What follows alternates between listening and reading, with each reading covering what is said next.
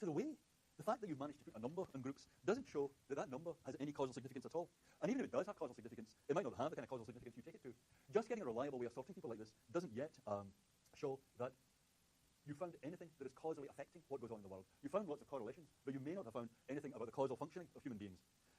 And you can say that, well, IQ runs in families, but even if something runs in families, as we said with schizophrenia, that running in families might involve hundreds of separate genetic factors. Usually what you're looking at when you look at interesting aspects of human psychology is weak effects of multiple causes. That's to say, you get hundreds of individual causes in the brain, but each of which is having a very weak effect, and they're totally together stacking up the outcome you're interested in. So is looking at IQ a way to study human groups scientifically? What do you think? Agree? Disagree? This is a good approach to the science of human beings. Put your hand up if you think yes.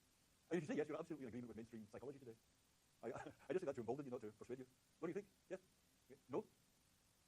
Okay, significantly more no than yes at that point. Why not? What's wrong with mainstream psychology?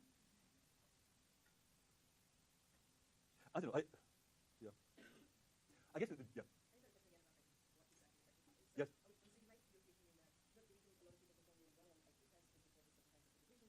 Right, yes. Sure, it's environmental, it's not genetic, yeah. Right, yeah. Yeah. Yes. Yeah. Yeah. Yeah. Yeah, well, it has to. We'll come back to this, but it has to do with how you think of the validity of the concept here. If you're thinking is, what I'm trying to aim this at is something genetic, then the points you're making would be completely destructive of that. But if you said, no, I'm trying to aim at something that may be greatly affected by educational or environmental variables, then you could say, yes, but I'm still getting what I want there. I think it's important that part of the idea here has always been that this is going to be something genetic. It seems unlikely that there's anything, as with most of human psychology, unlikely that there's anything that's purely genetic here. But as we'll see in a minute, you still hear that argument pushed very hard today. The real joker in this question is the notion of a human group. And what's a human group? I mean, the idea of studying groups and putting IQ numbers on them has been extremely inflammatory politically in the last 200 years, I guess. Part of the trouble with that is that human groups aren't typically organized on the basis of underlying aspects of their brains. I was once at a talk by someone who had spent a while trying to look at, he was an anthropologist, he spent a while looking at studying two groups of Buddhist monks. One group, they were very clearly distinct. One group had characteristically shaved heads. The other group, they were in the same region. The other group had extremely elaborate hairstyles. They didn't cut their hair, and the hairstyle, he showed us some photos, the hairstyles were just astonishing.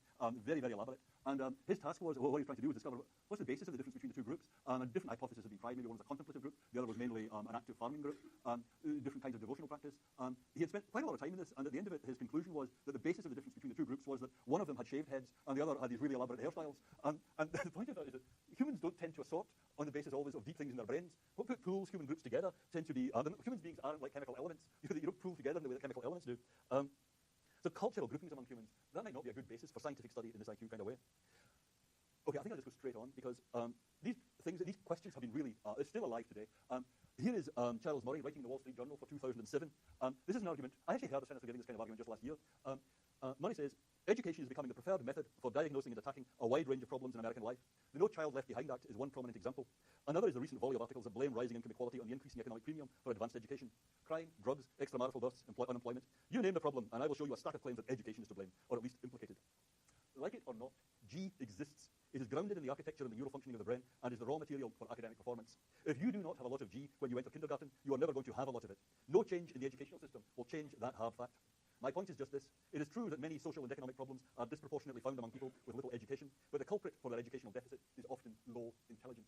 So this is not just an academic exercise, right? Anyone who wants to attack No Child Left Behind or any kind of educational support policy is going to use this argument. This is used today. This has been used through history. And actually, Murray's version of that argument there, as Bill points out in the extract, this argument goes back to the Greeks. This argument is very old. Murray's argument there is pretty mild, actually, compared to the other uses that have been made of it. The Supreme Court Justice Oliver Wendell Holmes was part of a movement ordering compulsory sterilization for people of perceived low intelligence. Public welfare may call upon the best citizens for their lives. It would be strange if it could not call upon those who already sap the strength of the state, namely those with low G, for these lesser sacrifices, namely compulsory sterilization, often not felt to be such by those concerned, to prevent our being swamped with incompetence. 3 generations of imbeciles are enough.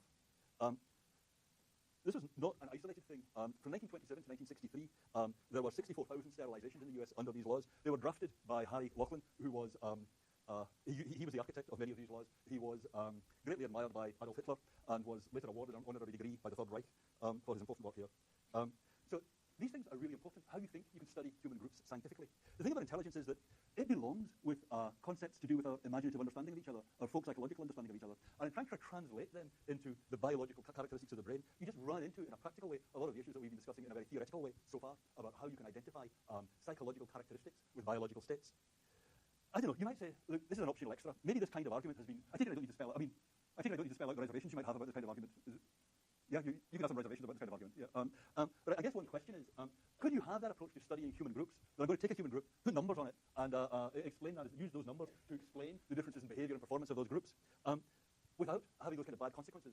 Maybe it's had those bad consequences all through history, right up to the present day, but maybe that's not essential. Hey, what's your feeling? Yes? Put up your hand if the answer is yes. You could detach them. If the answer is no. Whoa. Comment? Yep.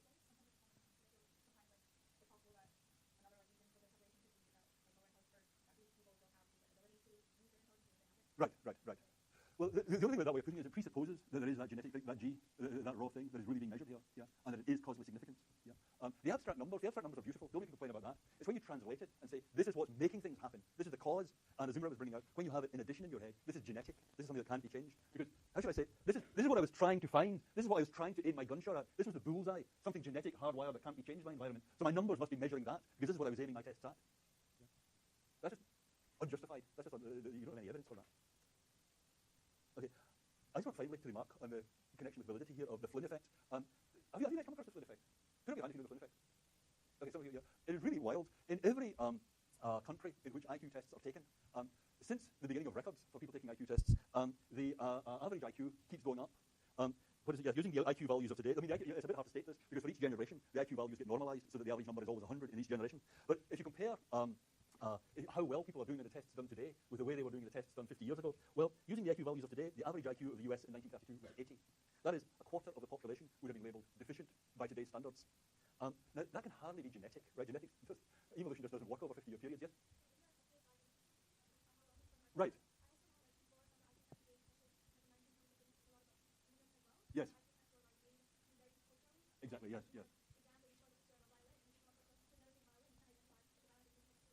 Very good. Yes, that's completely correct. Yeah. Right? Our cultures, yes. I think that's right. I mean, I don't mean to be disrespectful to the industrious people who are trying to make good culture-free IQ tests or to adjust for levels of culture. It's just that the general question of what is going on here, what are we tapping into? Is there anything we're tapping into? It's still really live, it seems to me. And you're right, it can't be genetic or hardwired. Education or cultural, something must be what's affecting this thing here. But Flynn's background point is more than that. It's not just that this can't be genetic. It's, look at the numbers again. In 1952, only 0.38% of Dutch test takers had over 140 IQ, right? So that's a tiny fraction of the population has an IQ over 140 in 1982. By the same norms, 9.12 would exceed this figure in 1982. So that's right, people are going. All the deficient people are moving up. All these people who were before, these sectors of the population that before were just regular guys, and they're geniuses with IQs of 140. If we're really measuring something real here that keeps going up so dramatically the whole time, well, how does Flynn put it? This is nicer here. The Netherlands should now be experiencing a cultural renaissance too great to be overlooked. So too should France, Norway, the United States, and many other countries. We should be seeing this outpouring of genius around us the whole time in a way that just didn't happen in the 1940s, say. But that doesn't seem to be what's happening. I mean, people just aren't that much smarter by any real criterion. So what that suggests is that even if the IQ tests are measuring something, even if there's a real thing there, it can't mean quite what we think it does. It can't have that significance. So that is another way in which this question about the validity of the construct comes in. That maybe there's something real there, something you're getting onto, but it might not have, it's more than just a checklist, but it might be something that matters